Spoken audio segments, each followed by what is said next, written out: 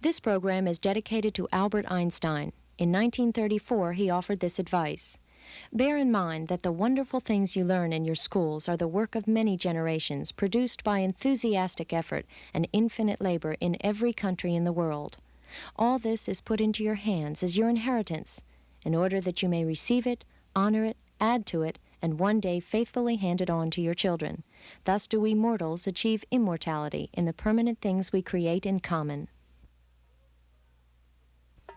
Oh, I can't believe in everything I read. A little boy blue, a lady with a shoe, and a dish run off with a spoon. A hickory dickory dock, a scholar, he's late to school. And I, like a cow, I jump over the moon. There was, once upon a time, a little country girl, born in a village, the prettiest little creature that ever was seen. Her mother was beyond reason excessively fond of her, and her grandmother yet much more. This good woman caused to be made for her a little Red Riding Hood, which made her look so very pretty that everybody called her the Little Red Riding Hood. Everybody knows the rest of the story, too. It's a folk tale, a piece of traditional literature, a story that everyone hears as a child. Apparently, as long as there have been human beings, there have been unusual and fantastical stories that pass from one generation to the next. For eons and eons, these stories were preserved and transmitted orally. Men and women listened, learned, told and retold the things they heard. This oral tradition sustained myths, histories, legends, fables, folk tales, fairy tales, riddles, nursery rhymes, and all manner of anecdotes and adventurous yarns. As writing was developed, people in various cultures began to record the things they considered important. The curious short tales that ordinary people told each other for entertainment were ignored by early scribes. Folk tales didn't seem significant. Even Aesop apparently didn't live long enough to see his fables preserved in writing. But evidence indicates that Democritus of Phalerum may have done that for posterity as early as the 4th century BC. People kept telling each other stories, but no one made a concerted effort to write down folk tales until relatively recent times. Charles Perrault, a Frenchman, a prominent lawyer in the late 17th century, is often credited with assembling the first important collection of folk tales. His manuscript, which included 8 tales for children, was printed in 1697. Titled Histoire ou Contes du temps passé, it was immediately popular in France. In 1729, Mr. Robert Samber translated it into English, calling it Histories, or Tales of Past Times. Included in that early collection was the passage from the Little Red Riding Hood which opened this show. Perrault had called the story Le Petit Chaperon Rouge. The serious study of folk tales as an important part of world literature didn't really begin, however, until 1812, when 2 young Germans, Jacob and Wilhelm Grimm, published Kinder- und Hausmärchen, a collection of stories which they tried to record in a style which preserved the traditional oral aspects of storytelling. Their work has been translated into English many times, first as German popular stories, later as the complete Grimm's Fairy Tales, Grimm's Tales for Young and Old, and dozens of other variations. In a book called The Classic Fairy Tales, Iona and Peter Opie, distinguished scholars in the field of children's literature, commented on the work of the brothers Grimm. Their collection stands as the preeminent commendation of the traditional tale, the work that was to inspire the serious collecting of folk and fairy tales in Britain and in the rest of the world, and the work that laid the foundation of a new discipline, the scientific study of folklore and folk literature. The study of folk tales has grown and continues to flourish. Scholars in many fields, from psychology and anthropology to literature and education, have studied the tales. Hundreds, maybe thousands of books have been written about folk tales. It would be impossible to mention all the rich and fascinating ways to approach the study of this topic. What we're going to do in this half hour is look at folk tales in books that have been published primarily for children in recent years. This topic alone could provide enough material for many programs. We've tried to select versions of tales which are interesting, important, popular, or unjustly overlooked. We are, at the same time, going to look at motifs which appear throughout folk literature. And we're going to take a brief look at several types of folk tales. Although these stories are now primarily shared with children, that's a relatively modern development as well. For centuries, folk tales were a source of entertainment for people of all ages. If there were no radio or television, we might still sit together in the evenings and listen to these exciting stories full of action and adventure, magic and romance. But as it is, these tales seem especially suited for kids. Three basic elements seem to exist in the folk tales of all cultures. First, simple language. The centuries of oral tradition have led to an elimination of any unnecessary or irrelevant words.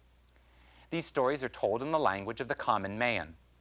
In many cases, the first written version has remained the best. The second element of most folk tales is simple plot.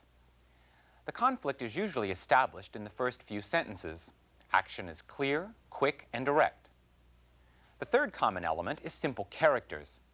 Whether they're humans or talking animals or elves, the characters in most folk tales are described simply and succinctly. Their essential qualities are identified immediately. They're stereotypes, and there's seldom any doubt about who's good and who's bad. The simplicity of these basic elements is undoubtedly what makes them appealing to children.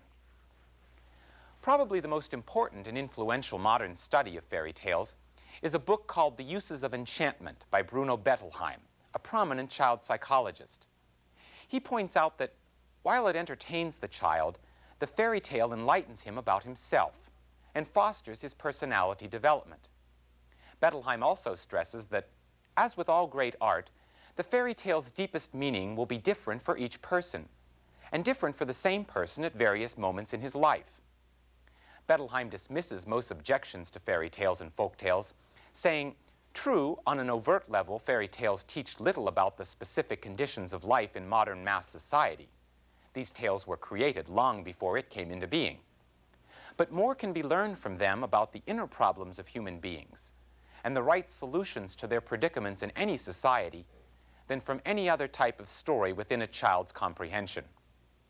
Parents, teachers, or anyone who works with children may want to read all of Bettelheim's book. It's a highly regarded explanation of the possible psychological meaning and impact of fairy tales. He explains the history of the tales in their written forms and speculates about the symbols in several important tales, including Little Red Riding Hood. He dismisses Perrault's first version of the story, which ends with the wolf eating Little Red Riding Hood. Bettelheim objects to Perrault's addition of a moral at the end of the tale.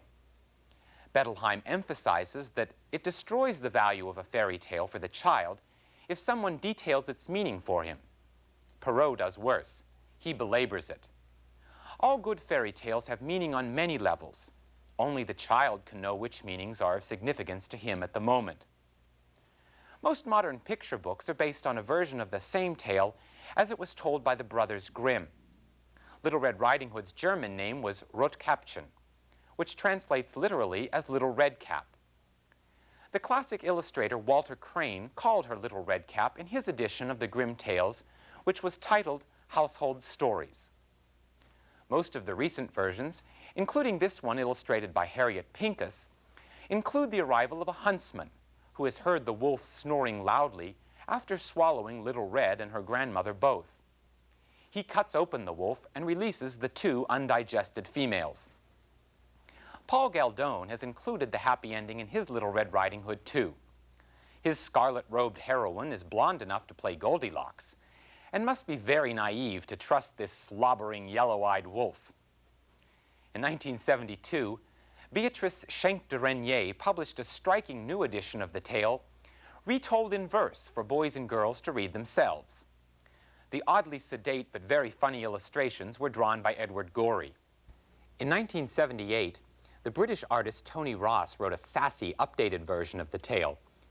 He calls it Little Red Hood, a classic story bent out of shape, and he rates it PG.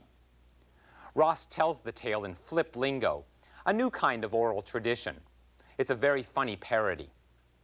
In an article titled Traditional Literature, Children's Legacy, Bernice E. Cullinan states that because the folk tales are so well known, children can enjoy parodies of them. In order to appreciate a parody, one must know the original well. Knowing the originals well can involve a lot of reading and a lot of listening. The more folk tales one knows, the more interesting they become. One begins to recognize motifs. Folklore experts have developed an elaborate system of classification for folk tales based on motifs. A recognized authority on folklore, Stith Thompson, defines the term motif in his book, The Folk Tale. He says, a motif is the smallest element in a tale having a power to persist in tradition. In order to have this power, it must have something unusual or striking about it. He identifies three classes of motifs. First are the actors in the tale. They can be gods, witches, little girls in red capes, cruel stepmothers, whoever. The second class comprises items in the background of the action. In this group, Thompson includes magic objects, unusual customs, strange beliefs, and the like. The third class consists of single incidents, and Thompson says these comprise the majority of motifs. The villainous wolf in The Little Red Riding Hood is one motif, a speaking animal. The same talking wolf motif appears in the story of the Three Little Pigs. Around the turn of the century, L. Leslie Brooke illustrated that tale in his collection called The Golden Goose Book. His pigs walk on their hind legs, but they're naked, and their mother doesn't seem too upset about their leaving. Brooke's wolf is a sleek brown villain, a persistent rascal who huffs and puffs and eats two of the three pigs. In the 1930s, the Walt Disney Studios created an animated film version of the tale, and Disney's musically inclined piglets were featured in the Little Golden Book series. The wolf motif received a special boost in the Disney version. The villain was greeted with a song, Who's Afraid of the Big Bad Wolf, which in effect gave him a name which has stuck. You might say it's now part of the oral tradition of the tale. A Danish artist, Erik Blegvad, illustrated an admirable new edition of the tale in 1980. His pigs each have distinct personalities. Blegvad's wolf is wondrously evil, yet he's also obviously an accomplished chef, expertly cranking a pepper mill as he prepares a feast made from the second brother. There's no wolf in the story of Goldilocks and the Three Bears, but because the bears speak, the two tales can be linked by the motif of the talking beast. These bears are also the work of L. Leslie Brooke. They're more funny than ferocious. Lorinda Bryan Colley created this version of the Three Bears in 1981. She dresses her animals in finely detailed clothing, and her Goldilocks is a spry, obviously opinionated little girl. In many of these picture books, the artist also claims to have retold the story. In most, the variations in the prose are minimal. It's often interesting to compare styles, however, both in the telling and the illustrating of various folk tales. For example, these three bears were drawn by Anne Rockwell for her collection of illustrated tales printed in 1975. Her beasts not only talk, but they apparently also cook on a gas range. Her book, titled The Three Bears and 15 Other Stories, is full of simple, often silly pictures, along with traditional tellings of the tales. The 15 Other Stories include a variety of tales and many motifs. Thompson's second category of motifs includes all the unusual items in folk tales. A good example of an item motif is the magic cooking pot. Ms. Rockwell includes this motif in the story she has called The Little Pot. The pot was given to a little girl, but her mother tries to use it and doesn't know how to make it stop. Porridge flows from the pot, filling the whole town. The magic cooking pot motif also appears in Strega Nona, an Italian tale retold and illustrated by Tommy De Paola.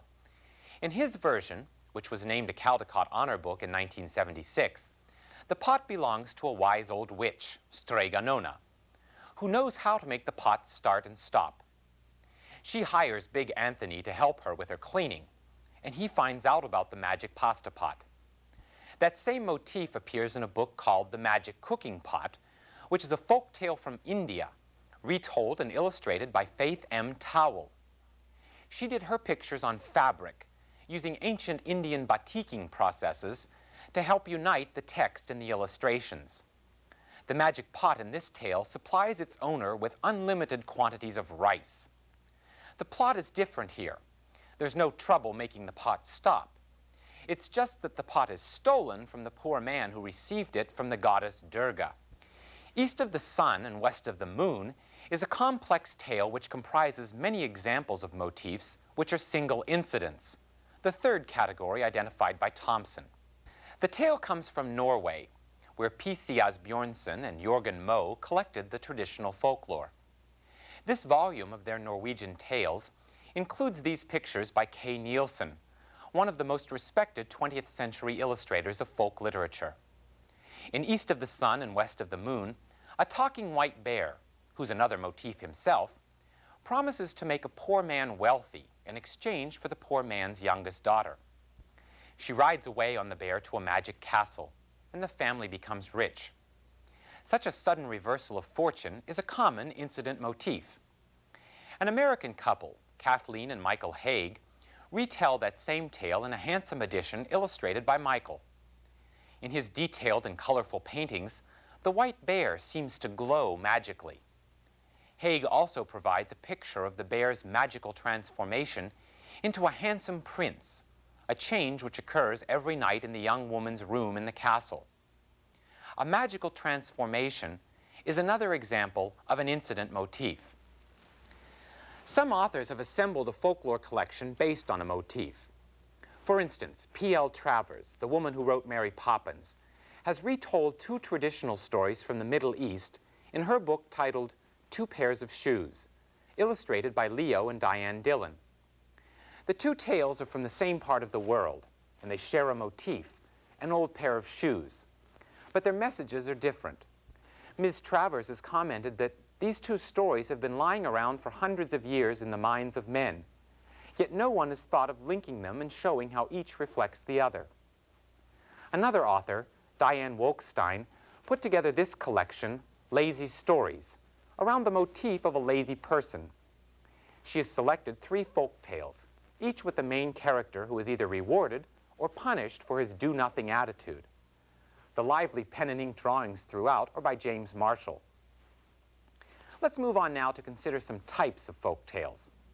Obviously, identifying all the different types of folk tales would be an impossible job, the kind of task which is often assigned to characters in these tales. In his book, The Folk Tale, Stith Thompson explains how most tales are classified and indexed. There's first of all a major division between simple tales and complex tales. Simple tales, or short narratives, often just anecdotes or jests, containing only one narrative motif. Characters can be humans or animals, yet many of these simple tales are realistic, involving no magic. One type of simple folk tale is the cleverness tale. Stone Soup, an old French story retold and illustrated by Marcia Brown, is a cleverness tale that's also realistic.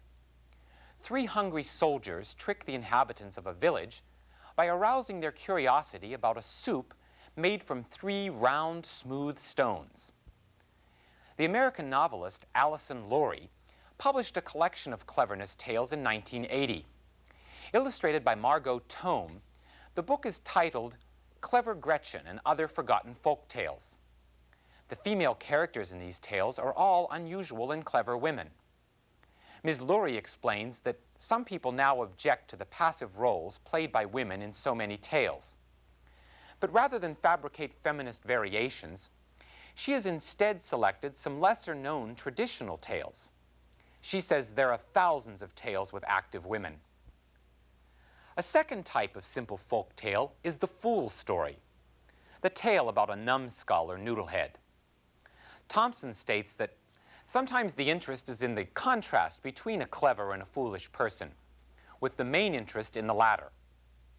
Turnabout, a realistic Norwegian tale, retold and illustrated by William Weissner, tells of a foolish husband who thinks his wife's housework is easier than his job in the fields.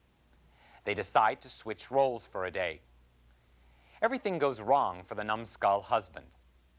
In this book called Needle and Noodle and Other Silly Stories, Jan Wall retells a group of noodlehead tales. Stan Mack did the clever cartoon illustrations. There are also many simple tales which feature animals. The Bremen Town Musicians is such a one. In this 1981 edition, it was retold and illustrated by Donna Diamond. Her beautiful drawings, made up entirely of tiny dots, feature realistic-looking animals who talk among themselves and who manage to scare some robbers from their hideout.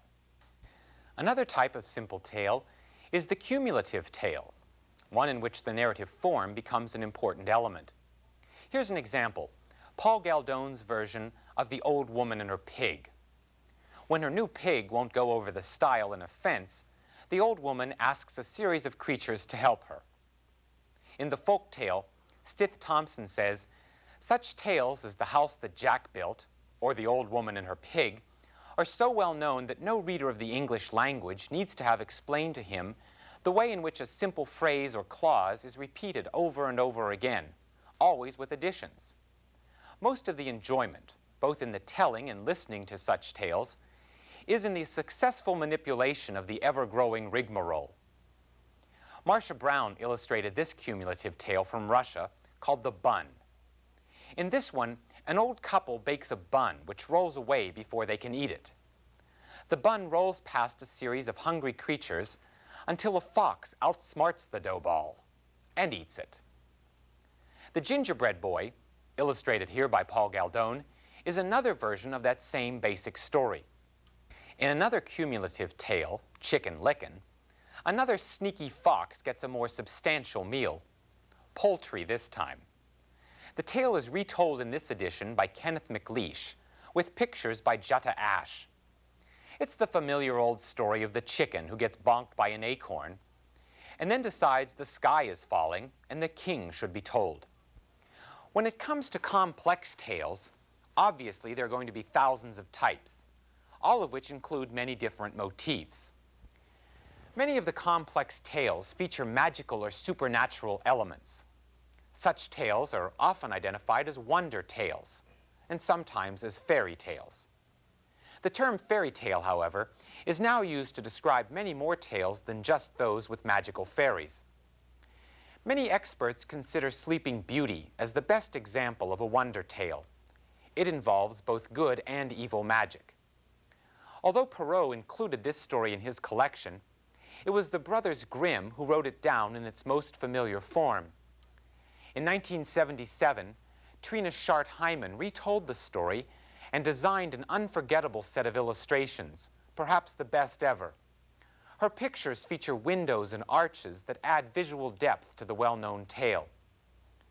Errol Lacane also illustrated the Grimm's tale, translating their title as Thorn Rose, instead of using the French title Sleeping Beauty.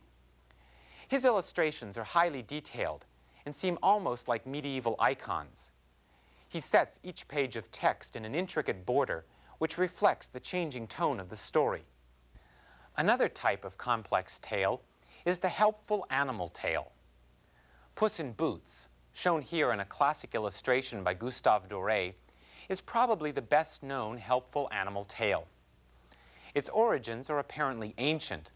Several versions were recorded even before Perrault put it in his book of Histoire.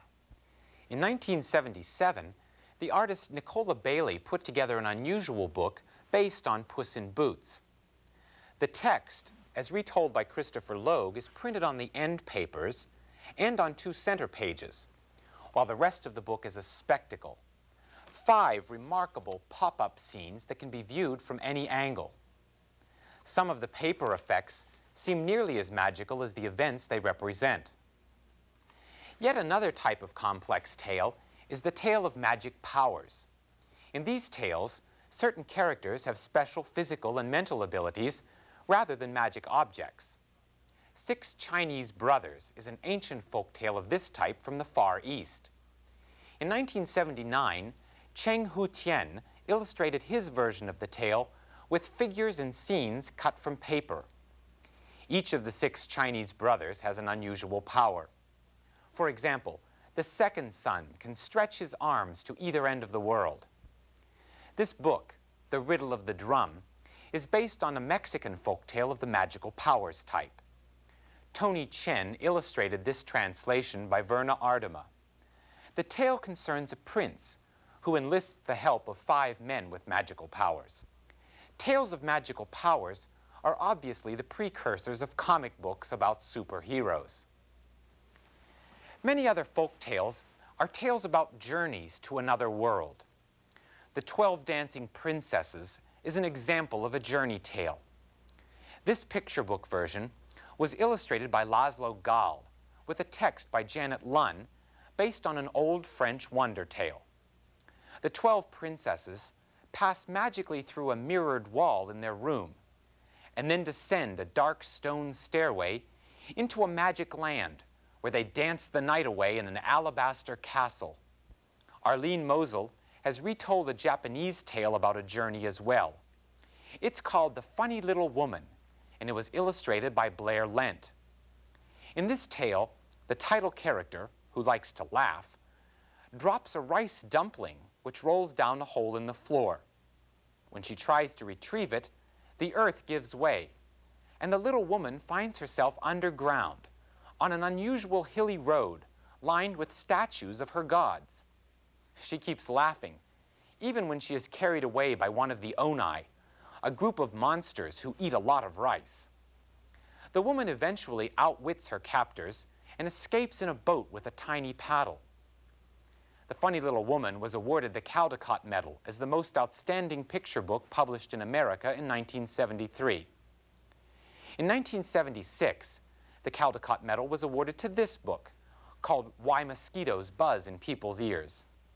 Based on a West African tale, as retold by Verna Ardema, with pictures by Leo and Diane Dillon, it's another kind of folk tale, one which tries to explain a natural phenomenon. This type of tale is called an explanatory or pourquoi tale.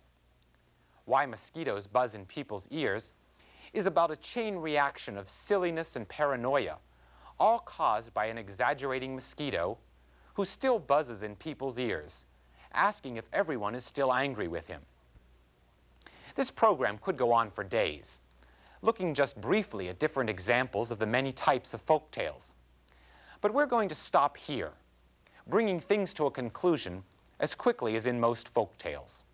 When the feasting and merriments were over, Jack and his wife moved to a grand house of their own, where they lived happily ever after.